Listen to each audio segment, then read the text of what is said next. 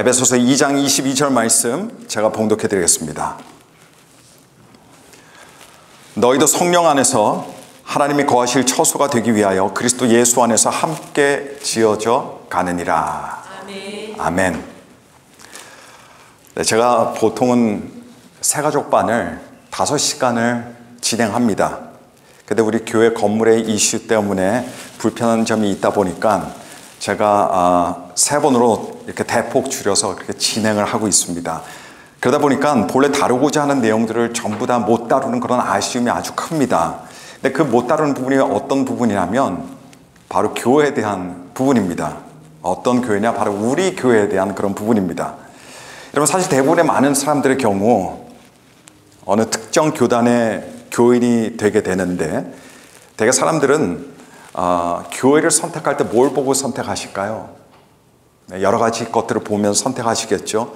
그 교회 예배에 참석해보고 그 예배가 좋으면 그 교회에 등록하기도 하고, 목회자의 설교를 듣기도 하고, 교회 성도들의 모습을 보기도 하고, 그 교회 성도들의 어떤 활동을 보면서 그런 것들을 보고 교회를 결정하는 경우들이 아마 대반수일 거라고 저는 생각합니다.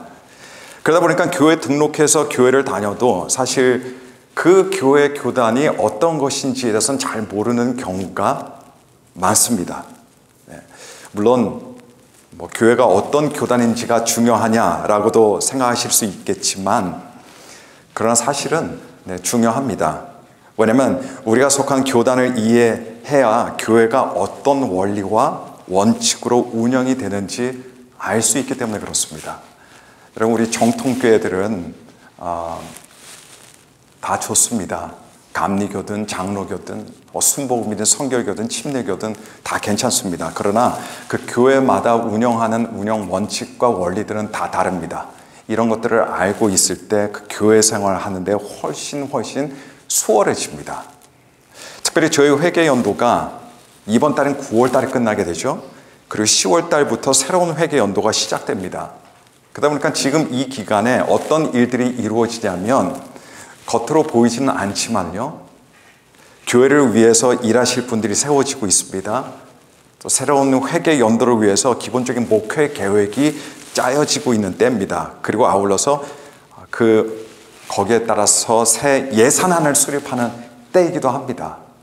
그러니까 여러분, 굉장히 중요한 일들이 지금 이루어지고 있습니다. 그래서 9월 달은 사실 8월 중순 이후부터는 마찬가지인데요, 9월 달은 가능하면 큰 행사 진행하지 않습니다. 그리고 우리가 새로운 회개 연도를 준비하는 데 총력을 다하고 이 기간 온 성도들이 함께 기도하는 그런 시간을 우리가 맞게 됩니다. 근데 이런 몇 가지 중요한 것들을 결정하는 것도 사실 중요하죠. 서로 상의해서 어떤 결론에 도달하면 그 결론 자체도 중요하지만은, 그런데 그 결론만큼이나 중요한 게 뭐냐면 어떤 원리와 어떤 원칙, 어떤 기준으로 일꾼들이 세워지고 어떤 직분들이 있고, 우리 교회 조직이 어떤 것들이 있고, 그리고 그것들이 어떤 기능과 역할을 하는지, 이거는 반드시 꼭 우리 모두가 알아야 될 필요가 있습니다. 그래서 오늘 이 시간, 평소에는 이런 말씀을 전할 기회는 없습니다. 그러나 가능하면 성도들이 가장 많이 모여 있을 때, 또 특별히 때도 지금 이때가 가장 적합합니다. 지난주까지 우리 사도행전 2년 넘도록 사도행전을 쭉 살펴봤는데 마침 지난주에 다 끝났어요.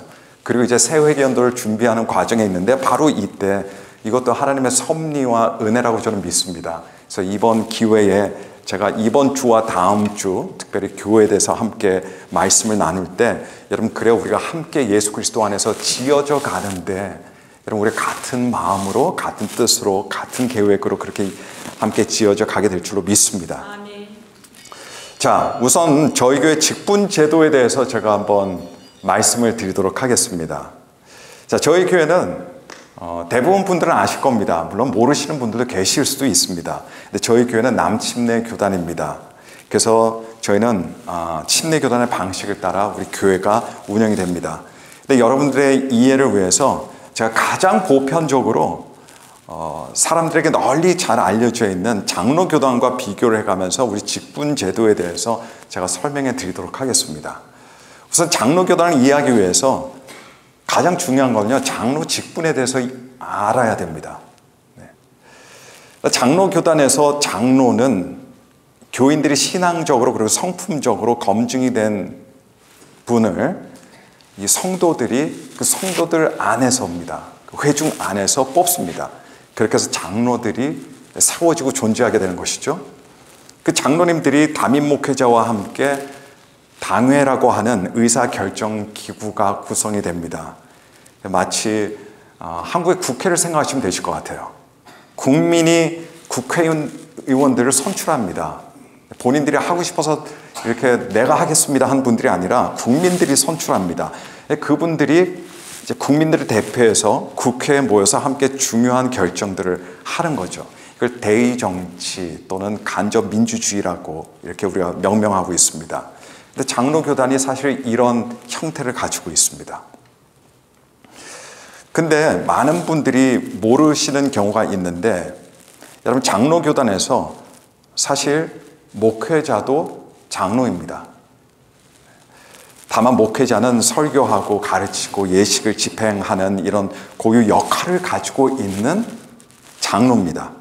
그래서 때로는 목사 장로라는 호칭이 있고요. 또 때로는 강도 장로라고 하는 이런 호칭이 동시에 존재하고 있습니다. 강도할 때 돈을 뺏는 그 강도가 아니고요. 네, 강론하고 도를 강론하고 가르친다라고 하는 의미에서 강도 장로라고 이렇게 부릅니다. 그래서 장로교단은 강도사라고 하는 직분이 따로 있죠. 네. 그리고 다른 평신도 장로들은 설교하고 예식을 집행하지 않지만 이 목회자와 함께 교인들의 신앙생활을 살피고 교회 행정 운영을 이 당회라는 곳을 통해서 목사와 함께 시행합니다. 그래서 이런 장로를 치리 장로라고 하죠. 때로는 시무 장로라고 이렇게 부르기도 합니다. 그래서 이 두 종류의 장로들이 함께 모여 있는 것이죠. 이 두 종류의 장로들이 당회 구성원이 되는데 주로 담임 목회자가 당회장이 됩니다. 그리고 다른 평신도 장로들은 당원들이 되어서 그렇게 교회를 위해서 헌신하고 일을 하게 됩니다. 자, 담임 목사가 당회장으로 주도적인 리더십을 발휘하면서 교회 사안들에 대해서 다른 7위 장로들과 함께 결정하게 되죠. 장로교단의 제도를 그래서 전문적인 용어로, 다른 용어로 하면 뭐라고 부르냐면 복수 장로 제도라고 합니다. 복수 장로 제도. 장로님들이 복수한다는 게 아니라 장로님들이 여러분이 계신다고 해서 그 교회 체계가 여러 장로들 두고 있기 때문에 복수 장로 제도라고 부릅니다. 그래서 장로들이 담임 목회자와 평신도 장로들로 이렇게 여러 명으로 구성됩니다. 그리고 교회는 당회에서 내리는 결정되는 것들에 따라서 거기서 방향을 잡는 거죠. 그리고 거기서 그대로 나아가게 됩니다. 왜냐하면 당회가 그럴 목적으로 만들어진 것이기 때문에 그렇습니다. 그러니까 장로교회는 당회가 없을 수가 없죠. 만약에 당회가 없다면 뭐와 똑같은 거냐면 엔진이 없는 자동차와 똑같습니다. 자동차는 있지만 어떻게 어디로 갈 수가 없는 거예요. 자, 우리 정통 침례교단은 과연 어떨까요? 침례교단과 관련해서 사실 사람들이 굉장히 많이들 잘 모릅니다. 왜냐하면 대한민국 같은 경우는 장로교단이 굉장히 교세가 크죠. 그러다 보니까 많이 잘 알려져 있지만은 대한민국에서 침례교는 사실 교세가 그렇게 크지 않은 교단들 중에 하나입니다. 그러다 보니까 많이 알려져 있지 않습니다. 그래서 잘 모르는 경우도 있지만은 침례교단과 관련해서 많은 오해들도 실제로 존재합니다. 그래서 일단 오해 하나를 제가 먼저 말씀드리자면, 사람들이 침례교단에는 장로 직분이 없다라고 이렇게 많이들 생각하세요. 그런데 사실 침례교단에도 장로가 있습니다. 그런데 정통 침례교단에서는 장로가 한 명입니다. 아까 장로교단은 복수 장로제라고 말씀드렸어요. 그런데 침례교는 단일 장로제입니다. 그래서 plural eldership, singular eldership 이렇게 나눠지는 거죠. 근데 그 한 명의 장로가 누구냐면 바로 담임 목사로 간주합니다. 그리고 평신도 장로는 정통 침례교단에서는 인정하지 않습니다. 그래서 정통 침례교단에는 평신도 장로 직분이 없는 이유가 바로 여기에 있습니다. 그렇다면 왜 담임 목사가 장로로 간주될까요? 라고 할 때 그는 바로 신약 성경에서 그 근거를 찾습니다. 신약 성경을 보시게 되면 이 집사 외에 교회 리더십을 발휘하는 직분과 관련해서 세 개의 단어들이 나와요. 하나는 장로, 두 번째는 감독, 세 번째는 목사입니다. 때로는 신약성에서 목자라고 이렇게 많이 표현을 하고 있습니다. 그런데 침례교단에서는 성경적으로 이 세 가지 단어들을 사실상 하나의 직분으로 이해하고 있다는 겁니다. 그러니까 표현만 세 개로 하고 있다고 믿는 거죠. 가령 예를 들면 실제 이런 일이 있었습니다. 한 아이에게 너 아빠가 어떤 사람이냐 이야기해보라고 그랬더니 이 아이가 우리 아빠는 아빠고요. 우리 아빠는 우리 가정의 가장이고요. 우리 아빠는 우리 가정의 밥줄입니다. 근데 여러분 아빠, 가장, 또 밥줄 결국 단 누구를 이야기하는 거냐? 아빠를 이야기하는 거죠. 그래서 사실 장로, 감독, 목사 이 세 단어들이 실은 똑같은 한 직분을 이야기하는 것이다. 단순히 이 세 가지 다른 단어들은 그 한 사람이 가지고 있는 다른 기능들과 역할들에 대해서 표현하고 있다라고 정통 침례교단은 그렇게 보는 겁니다. 예를 들면 성경의 근거를 보게 되면요. 사도 바울이 3차 선교 여행을 마치고 이제 구제비를 모아서 예루살렘으로 돌아가죠. 그때 예루살렘에 돌아갈 때 에베소 교회 장로들이 사도 바울이 머물고 있는 밀레도라는 곳으로 이렇게 오게 돼요. 사도 바울이 청했습니다. 에베소까지 갈 수는 없고 왜냐하면 급히 가야 하기 때문에 대신 에베소에 있는 장로들을 불러 모았어요. 그리고 그들에게 이별하기 전에 사도 바울이 마지막 목회적인 당부를 하게 됩니다. 근데 그게 사도행전 20장 28절 말씀이 그 한 부분인데 사도행전 20장 28절 말씀 보시게 되면 이렇게 말씀합니다. 여러분은 장로들입니다. 여러분은 자기를 위하여 또는 온 양떼를 위하여 삼가라. 성령이 그들 가운데 여러분을 감독자로 삼고 하나님이 자기 피로 사신 교회를 보살피게 하셨느니라 라고 이렇게 말했습니다. 근데 이 구절에서 마지막 부분을 보시게 되면 교회를 보살피게 하셨느니라 이게 사실 원어를 직역하면요 목자가 되게 하셨느니라 그겁니다. 양떼들을 치게 하셨느니라 그겁니다.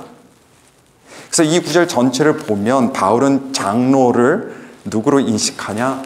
교회를 감독하는 감독자로 세워진 사람들로 인식하고요. 또 동시에 하나님의 양을 치는 목자, 목사로 인식하고 있다는 겁니다. 여기에 장로와 감독과 목사의 개념들이 다 동시에 들어가 있죠. 여기서 사도 바울은 세 개 다른 직분들을 지금 말하는 것이 아니라 세 가지의 역할을 하는 하나의 직분을 말하고 있는 겁니다.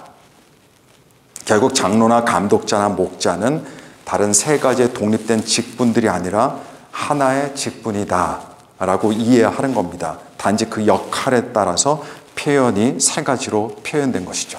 디도서입니다. 디도서 1장 5절 말씀 보시게 되면 사도 바울은 디도라고 하는 이 사람을 그레데라고 하는 섬에 남기게 돼요. 근데 그 목적들 중에 하나가 뭐냐면 그 교회 장로를 세우기 위함입니다.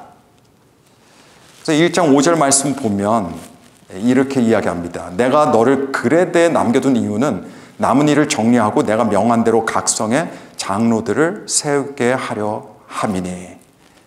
당시는 교회가 가정교회들이었습니다. 이렇게 넓은 곳에서 모두가 다 같이 모이는 것이 아니라 가정교회들이었어요. 가정으로 모였습니다.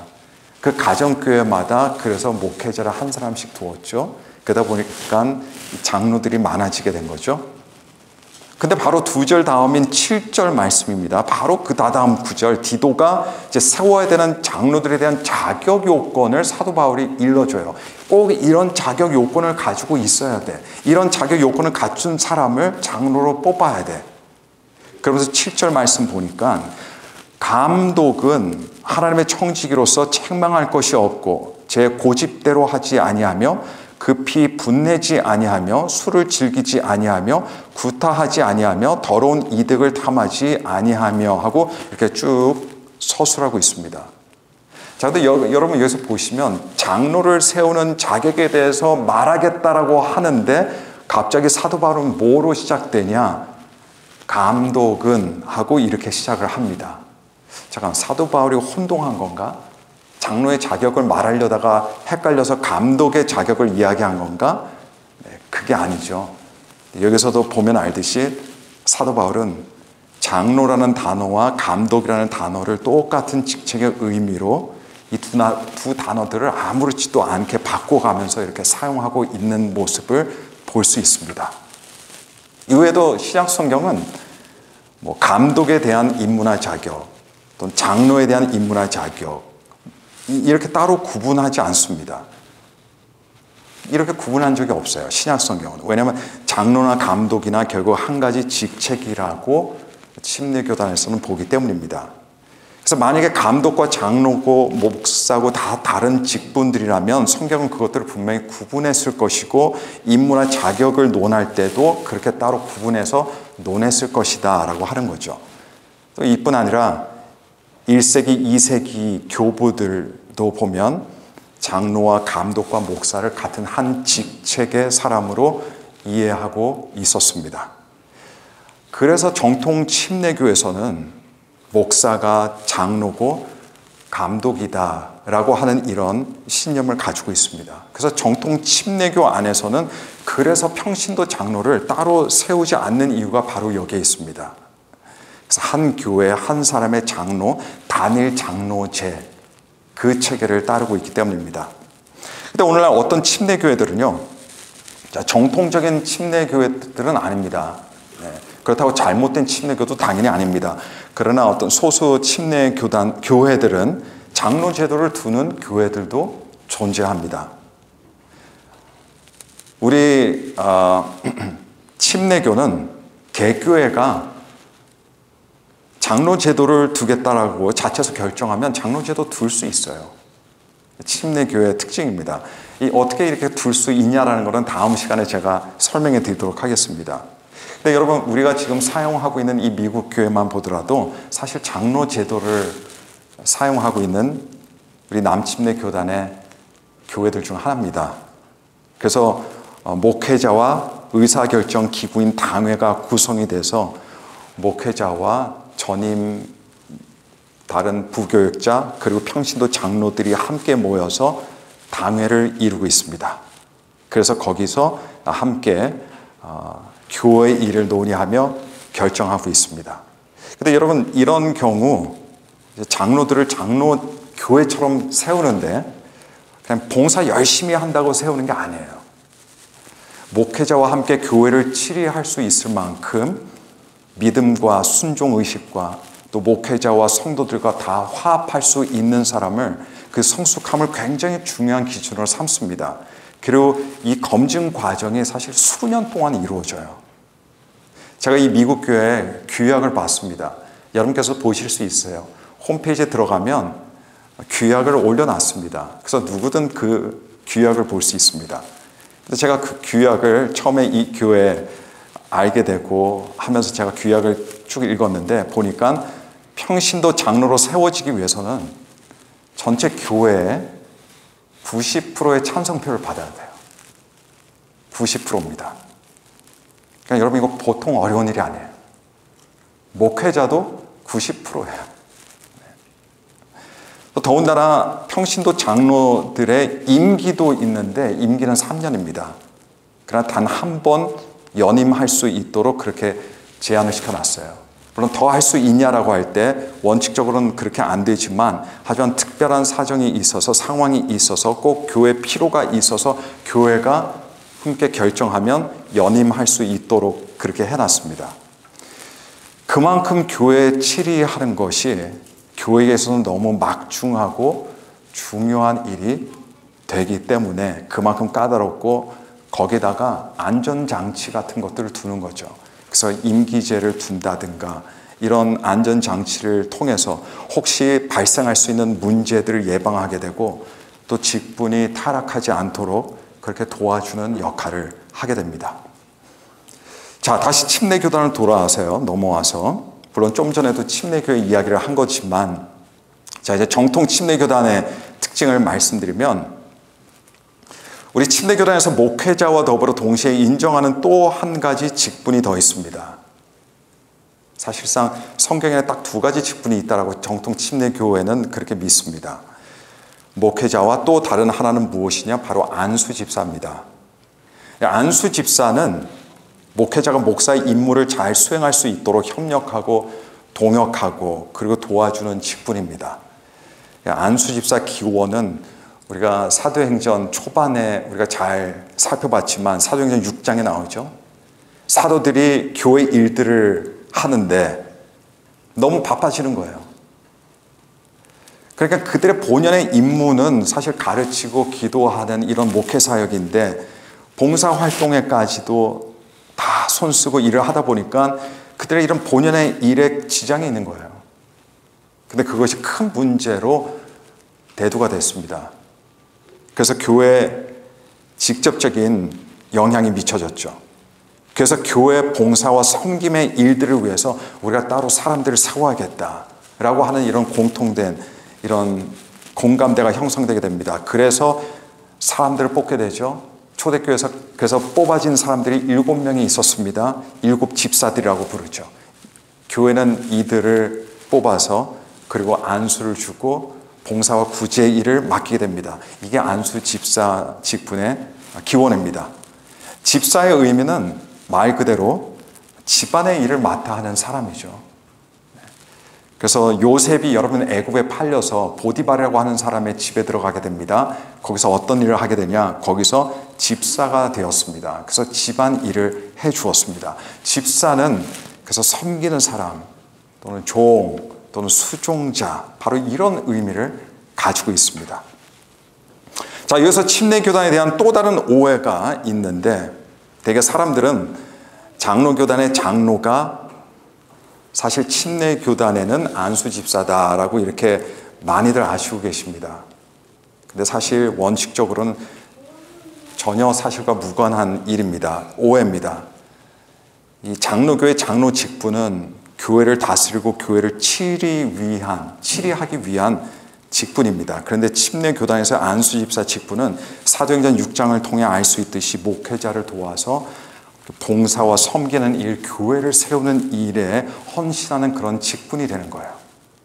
치리를 위해서 만들어진 직분이 아닙니다. 만일 침례교회 안수집사와 장로교단의 장로가 같은 것이라면 소수 침례교회들이 지금 우리가 있는 이 미국 교회처럼 장로 제도를 따로 도입할 필요가 없어요. 왜냐하면 단순히 호칭만 다른 거니까. 그러나 사실상 분명히 직분에 대한 이해가 교단들 사이에는 다릅니다. 그래서 장로교단의 장로와 침례교단의 안수집사는 이론적으로는 완전히 사실 다른 직분이라고 할 수 있습니다. 또 흔히들 장로교회 장로와 이 침례교회 안수집사를 오해하다 보니까 자연스럽게 가게 되는 또 오해가 뭐냐면 장로교회 당회와 우리 침례교회 안수집사회가 같은 거다라고 또 자연스럽게 이렇게 생각하시게 되는데 사실 그것 또한 여러분 이론적으로는 전혀 같지가 않습니다. 장로교단의 당회는 결의기관입니다. 뭔가를 결정할 수 있는 기구죠. 그래서 영어로 하면 보드라고 할 수 있습니다. 보드입니다. 반면에 원칙적으로 목사와 안수집사로 구성된 침례교단의 안수집사회는 결의기관이 아니라 보드가 아니라 사실 카운슬입니다. 그래서 협의회입니다. 협의회. 장로교단의 당회에서는 안건들이 있으면 목회자와 평신도 장로들이 함께 결정합니다. 그럴 권한을 가지고 있어요. 그러라고 만들어진 것이 당회입니다. 그러다 보니까 일반 성도들은 어떤 결정할 때 거기에 직접적으로 참여하지 않습니다. 대신 장로들을 뽑아서 거기다 보낸 거죠. 그런데 침례교에서는 교회의 중요한 사안들을 어디서 결정하냐면 바로 정식 교인들이 모인 교인 사무총회라는 곳에서 다 함께 교인들이 결정하게 되는 겁니다. 그리고 교인 사무총회에서 결정할 수 있도록 안수집사회에서 이 교인 사무총회 자리에 안건을 올리게 되죠. 그 안건을 대신 결정하는 게 아닙니다. 안건을 올리게 되면 교인들이 함께 모여서 거기서 투표로 결정하게 됩니다.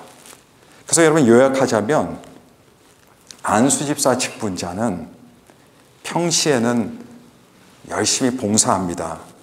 섬깁니다. 그리고 목회자의 목회 계획이나 목회 사역에 관해서 목회자와 협의해서 목회자의 목회를 함께 돕는 역할을 하죠. 그리고 마지막으로는 교회 중요한 안건이 있다면 그 안건을 올리는 일에 목회자와 협의해서 협력해서 교인 사무총에 올리는 것이 정통 안수 집사회의 그런 역할로 간주되고 있습니다. 물론 여러분 일반적이고 일상적인 목회 결정들은 그냥 목회자가 안수 집사들의 조언과 의견을 통해 도움을 받아서 그렇게 결정하면 됩니다. 그러나 전교인의 의견이 필요한 중요한 결정들은 항시 꼭 교인 사무총회에서만 결정해야 됩니다. 이게 우리 침례교단의 원칙입니다. 이 정통 침례교단에서는 사실 이론상으로는 장로교단보다 침례교단의 목회자들이 권한이 더 많은 걸로 이렇게 보여요. 왜냐하면 장로교는 당회가 있지만은 그런 결정기구지 않습니까? 그러나 침례교단은 협의회다 보니까 사실상 많은 결정 부분을 담임 목사가 갖고 있기 때문에 그렇습니다. 근데 여러분, 권한에는 항상 그만한 똑같은 책임이 있습니다. 네. 사실 편하려면 책임이 적어야 되고요. 책임이 적으려면 마땅히 권한도 적어야 됩니다. 근데 침례교단에서 담임 목회자의 책임이 아주 커요. 굉장히 부담스럽기도 합니다. 목사와 장로와 감독의 역할을 하려고 하다 보니까 그렇습니다. 그래서 침례교단에서 굉장히 중요한 것이 있는데 굉장히 중요한 겁니다. 그건 뭐냐면 목회자에게 있어서 침례교단은요, 목회자에게 있어서 협의라는 것이 굉장히 중요합니다. 결정하는 과정에서 다른 직분자들과 반드시 같이 의논하고 협의해야 됩니다. 이건 아주 필수적인 일이에요. 이것이 중요한 동역의 한 가지 모습이에요. 저희 교회는 역사가 짧죠. 그러다 보니까 사실은 과도기적인 과정에 있습니다. 그리고 이런 과정에서 우리 봉사 부서들의 장으로 섬겨주시는 부장들과 정기적으로 회의를 갖습니다. 이 봉사 부서의 장들이다 보니까 이분들은 실무진들이에요. 실제로 봉사하시는 분들입니다. 누구보다도 본인 부서에 대해서는 가장 잘 아시는 분들이고 가장 열심히 헌신해 주시는 분들입니다. 실무진들입니다. 저의 최선은 뭐냐면 어떤 목회 계획을 세우든 그것이 무엇이든 이 모임에서 나눠야 돼요. 어떤 목회적인 결정을 할 때도 이분들에게 먼저 설명해 드려야 됩니다. 제가. 그리고 그분들의 의견과 조언을 듣는 과정을 반드시 거쳐야 돼요. 아무리 담임 목회자에게 많은 권한이 주어졌다 있다 해도 여러분 다른 일꾼들과 협의하고 상의하고 조언을 듣는 것은 이건 반드시 함께 있어야 됩니다. 왜냐하면 이분들이 저와 함께 사역하는 팀이기 때문에 그렇습니다. 이분들이 동역자들이기 때문에 그래요. 제가 만일 그 모임에서 제가 제안을 했는데 어떤 큰 문제가 없다라고 할 때, 그래서 그대로 결정이 되면 이분들은 기꺼이 따라줘야 됩니다. 그죠? 그리고 헌신적으로 도와주시겠죠? 그리고 이분들이 함께 해주실 때 그렇게 목회도 잘 되는 겁니다. 근데 제가 제안하는 것에 대해서 만일 이분들이 볼 때 무리가 있는 것 같아요. 적어도 과반수 이상의 분들이 염려를 합니다. 그리고 만류를 합니다. 걱정을 합니다. 그러면 저는 10중 8구 어떻게 할까요? 저도 안 합니다. 그러면 포기하거나 아니면 다른 타임을 위해서 미룹니다. 왜냐하면 목회자에게 있어서는 실제 권한도 중요하지만은 그렇지만 목회자에게는 권한만큼 더 중요한 게 있습니다. 그건 바로 동역입니다. 권한과 동역 둘 중에 하나를 고르라 그러면 동역을 골라야 돼요. 왜냐하면 권한은 교회를 위한 권한이기 때문입니다. 동역은 교회를 위한 귀한 사역입니다. 교회 직분이나 직책에 가장 중요한 것이 있습니다. 그럼 담임 목사든 어떤 직분이든 다 마찬가지입니다. 다른 교회들도, 다른 교단도 마찬가지예요. 교단들마다 직분은 다 다를 수 있습니다. 괜찮습니다. 필요에 따라 직분은 생길 수 있습니다. 그러나 어떤 직분이든 어떤 직책이든 간에 여러분 그것은 기본적으로 섬김과 봉사예요. 내가 섬기겠다고, 교회를 위해서 봉사하겠다고, 주의 나라를 위해서 하는 거지, 나는 섬김을 받고 싶습니다 해서 직분자가 되고 직책을 맡게 되면요, 그 교회는 망가지게 될 수밖에 없어요. 여러분, 교회 직분이 아름답고 거룩한 이유는 그게 섬김과 봉사를 위한 것이 되기 때문입니다. 그래서 거룩하고 그래서 존귀한 거예요. 교회 직분은 너무 귀합니다. 그리고 그것을 가지고 있는 분들은 하나님께 감사해야 돼요. 감사로 그 직분을 맡아야 됩니다.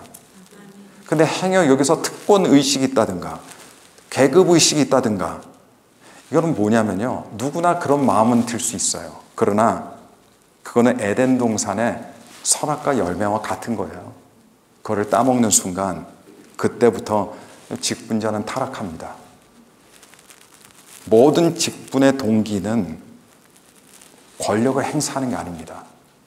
섬김과 봉사입니다. 이 섬김과 봉사 때문에 교회가 그 사람에게 권한을 주는 거예요.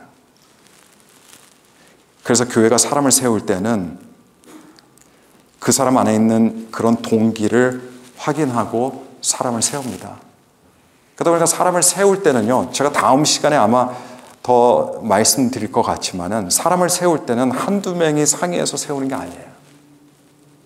그건 소위 뭐가 되냐면, 세상적으로 말하면 밀실 정치가 됩니다.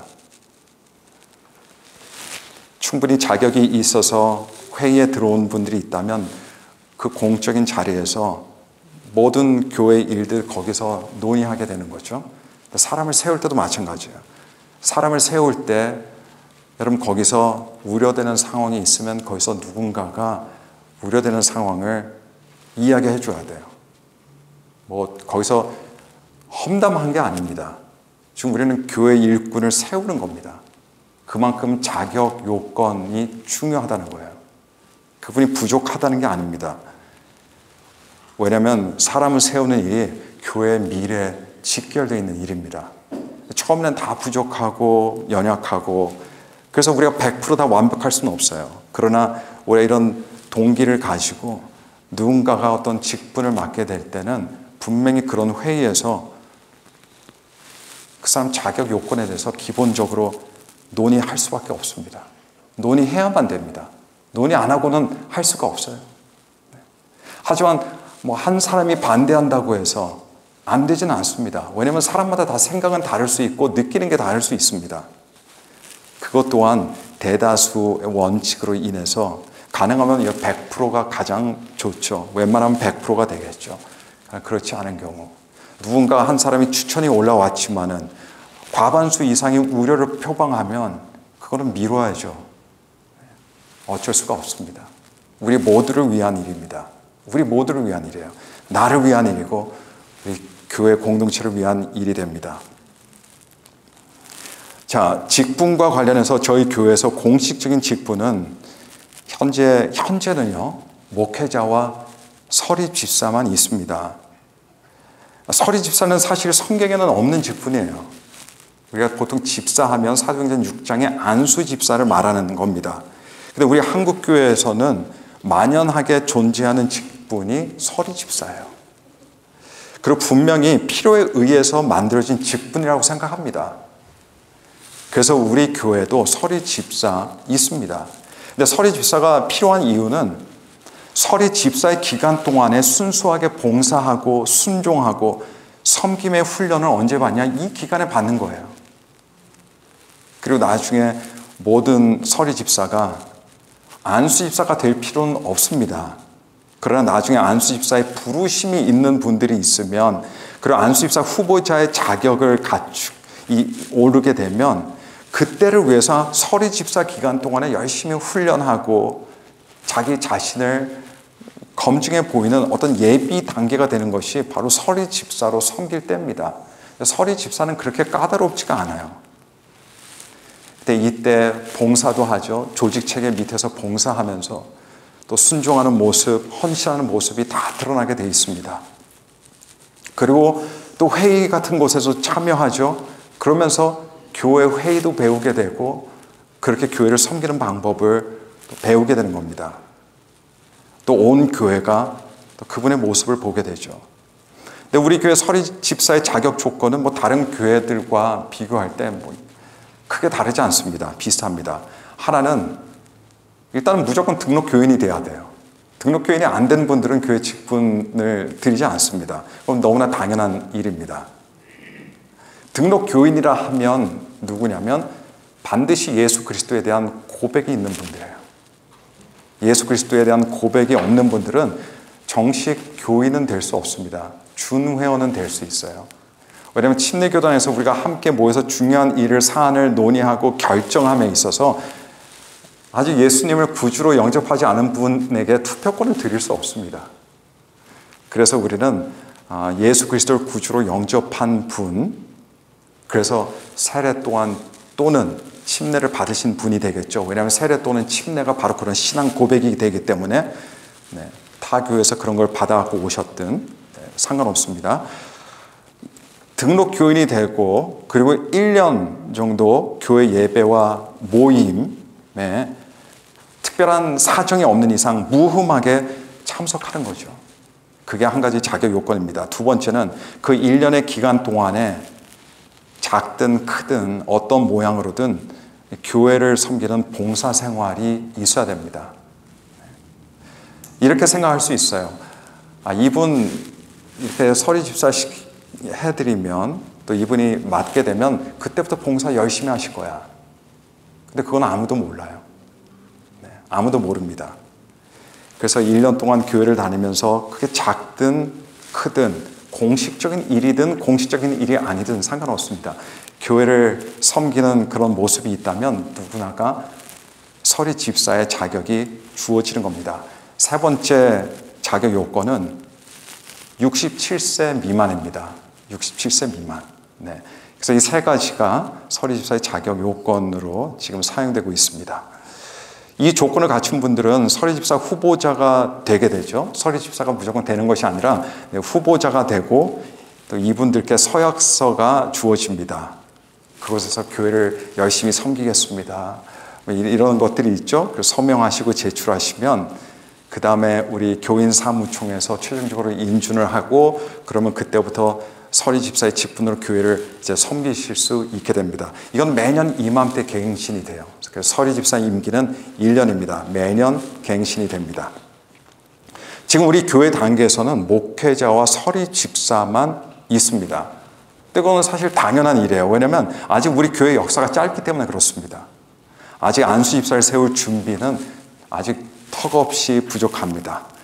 근데 나중에 그때가 되면 우리 서리 집사님들 중에 믿음과 순종의 본이 아주 탁월하고 직분을 계급이나 감투가 아닌 순수 봉사와 섬김의 마음, 그런 마음이 드러난 분들, 지혜롭고 온유하고 또는 권력이나 명예를 구하는 어떤 이런 사심이 없는 분들이 추천을 받게 돼요. 추천을 받게 되고 이분들이 안수집사 후보가 됩니다. 그리고 교인 사무총에서 투표로 승인이 되면 그때 우리 교회 정식 안수집사로 세워지게 됩니다. 근데 제가 미리 말씀을 드리자면 교회마다 안수집사회의 역할과 기능은 달리 조정할 수 있습니다. 교회마다 조금 다를 수 있어요. 그러나 제가 그리는 그림은 이렇습니다. 미래 안수집사의 역할은 5가지로 정리해 볼 수 있겠는데, 하나는 교회 재산이 있습니다. 교회 재산. 우리는 교회 재산이 별로 없죠. 건물이 아직 없다 보니까, 하지만 그 부동산이든 동산이든 그것을 관리하는 역할을 해주셔야 돼요. 관제 이사 역할입니다. 두 번째는 사역적인 어떤 일보다는 교회 전체 처리해야 할 사안이 있을 때, 큰 사안들이 되겠죠. 그런 큰 사안이 있을 때 함께 논의하는 중요한 기구가 되는 거예요. 그래서 정기적인 모임을 가질 필요는 없습니다. 비정기적이면 됩니다. 그때그때마다 필요에 따라 모여서 모임을 가지면 됩니다. 세 번째는 보통 때에는 일반 때입니다. 평상시 때는 봉사 부서에 소속되는 거예요. 거기서 다른 봉사자들과 함께 헌신하고 그들 격려하고 위로하고 본을 보이면서 고무시키는, 또 말씀으로 고무시키는 그런 역할을 하면 됩니다. 네 번째는 담임 목회자 사역에 동참해주고 협력해주는 역할 중요하죠. 그리고 다섯 번째는 성도들을 살펴주고 성도들을 위해서 기도해주는 역할입니다. 제가 보기에는 이 다섯 가지 역할이면 아주 충분하고 믿습니다. 사실 교회 봉사 부서들이 실제로 있고 봉사 부서에서 실무적으로 봉사 사역을 하고 있기 때문에 일상적인 교회 봉사 일들은 봉사 부서장들과 함께 논의하고, 그곳에 안수집사님들이든 아니면 또 타교단에서 오신 분들이든 함께 해서 같이 논의하면 아름다울 것 같습니다. 여러분, 교회 내에서 직분을 세우는 일에는 절실히 필요한 것이 검증입니다. 검증이에요. 그 역할과 책임에 따라서 검증 기간은 달라집니다. 그리고 그 역할과 책임에 따라서 검증 기준도 달라질 수밖에 없어요. 중요한 직분은 항상 교인 사무총회 투표로 결정됩니다. 모두가 인정을 해야 됩니다. 그리고 미래 투표의 때가 되면 모든 교인분들이 기도하면서 이제 투표를 하게 되겠죠. 근데 그때 중요한 원칙은요, 정으로 투표하는 게 아니에요. 그건 정직으로 투표하는 겁니다. 정으로 투표하는 게 아니라 아예 불쌍하다, 투표해주자, 이게 아닙니다. 정직으로 투표에 임하는 겁니다. 왜냐하면 이게 우리 교회 미래가 달라지기 때문에요. 중요한 일이 되기 때문이고, 그리고 거룩한 일이 되기 때문입니다. 내 집안일이면 누구나가 할 수 있어요.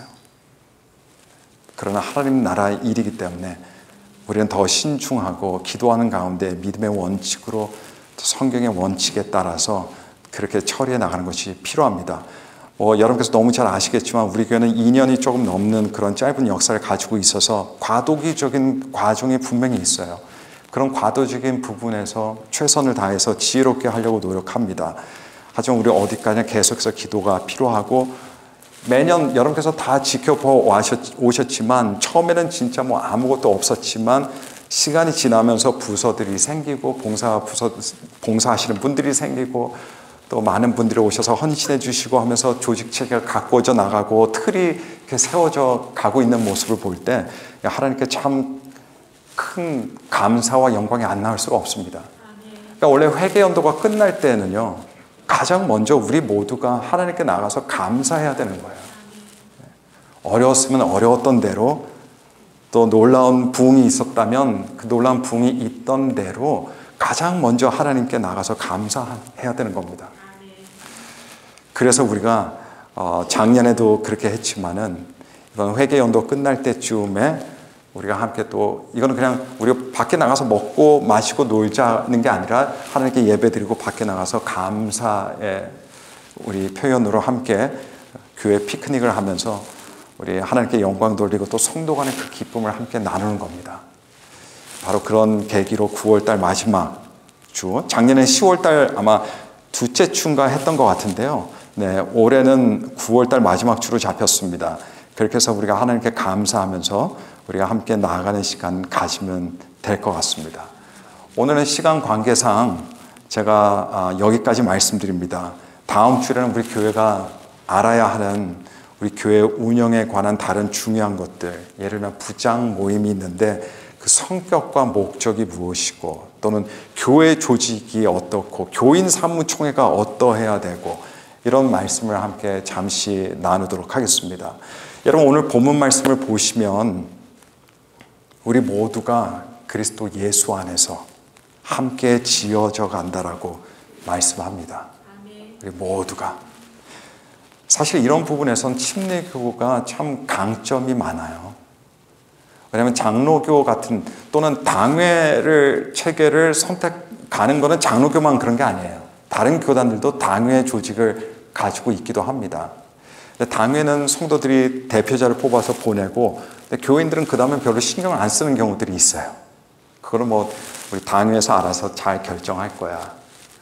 그러다 보니까 교회 진짜 문제들이라든가 뭐 교회의 어떤 의식들이 약해질 수 있어요. 그러나 침례교단은 중요한 사안들을 우리 온 교인들이 함께 모여서 결정하기 때문에 교회 사안들은요, 내 사안이라는 것이 아주 피부로 와닿을 수 있어요. 그래서 함께 기도하는 거죠. 같이 기도하는 겁니다. 우리가 지금까지 교인사무총회를 1년에 4번 분기마다 했지만은 재정보고할 때도 여러분, 누가 여기 어떤 비리가 있나, 누가 뭐 잘못했나, 이런 걸, 이게 주 목적이 아닙니다. 진짜 목적은 그걸 통해서 하나님께서 우리를 통해서 이루시는 일들을 보고, 그리고 하나님께서 세우신 사람들이 일하는 모습을 보고 격려하고 감사하고 축복하고 하는 거가 되는 거겠죠. 물론 문제가 있다면 그 문제에 대해서 질문을 던지고, 문제가 있다면 시정하거나, 그런 일도 당연히 반영이 되지만은, 그래서 여러분, 원래 교인사무총회는 그 매번 할 때마다 보통 교회들, 많은 교회들은요, 거기서 막 시끄러워요. 막 싸우고. 근데 보통 여러분, 진짜 교인사무총회는 사실 축제 자리가 돼야 돼요. 아, 우리가 이렇게 지난 분기 동안 이렇게 사역했고, 하나님께서 은혜 베풀어 주셨고, 우리에게 새 가족들이 몇 명이 들어왔고, 우리가 어떤 사역을 했는지, 하나님께서 우리의 재정을 이렇게 늘려주셨고, 이게 먼저 우리 가슴으로 와닿는 그런 게 반드시 필요하다고 저는 믿습니다. 제가 너무 이상적인가요? 네. 그러나 저는 그런 이상을 가지고 우리 교회가 함께 화합하고, 때로는 정말 중요한 일을 놓치고 부수적인 일에 우리가 잘못 초점을 맞추게 되면 그때는 교회가 가는 길이나 방향을 잃을 수가 있어요. 작은 거지만 작은 불씨가 산 하나를 다 태운다고, 그런 일들은 얼마든지 우리 가운데 있을 수 있습니다. 그러나 우리가 예수 그리스도에 집중하고, 우리가 이 땅에 왜 모여 있는지, 교회가 왜 존재하는지, 우리가 어떻게 주 안에서 살아가야 되는지, 우리의 사명이 무엇인지 거기다 초점을 맞추고 나가면 많은 것들이 사실 새롭게 보이리라고 저는 그렇게 믿습니다. 그런 과정에서 우리가 더 한 사람 한 사람이 더 아름답게 세워져 나가고, 그리고 우리가 모두가 서로 배우고 서로 겸손하게 섬길 때 그 교회는 아름다운 교회로 세워지게 될 줄로 믿습니다. 그런 함께 세워져가는 교회를 위해서 여러분 기도를 많이 해주시고, 특별히 이 9월 한 달 동안, 네, 아직 사실 뭐 9월 7일이니까 이제 3주 정도 남았죠. 여러분께서 계속 기도해 주시고, 또 하나님 성령님의 인도하심을 받게 해달라고, 우리가 그냥 계산적으로 사람의 생각대로만 이런 거 같고 저런 거 같고 해서 짜는 게 아니라, 실제로 하나님께서 우리의 발걸음을 인도하고 우리의 마음을 인도하게 해달라고, 그래서 주님께서 원하시는 그런 모습을 갖게 해달라고 여러분께서 많은 기도를 부탁드리겠습니다. 우리가 들은 말씀 생각하시면서 우리 함께 합심 기도합니다. 우리 합심.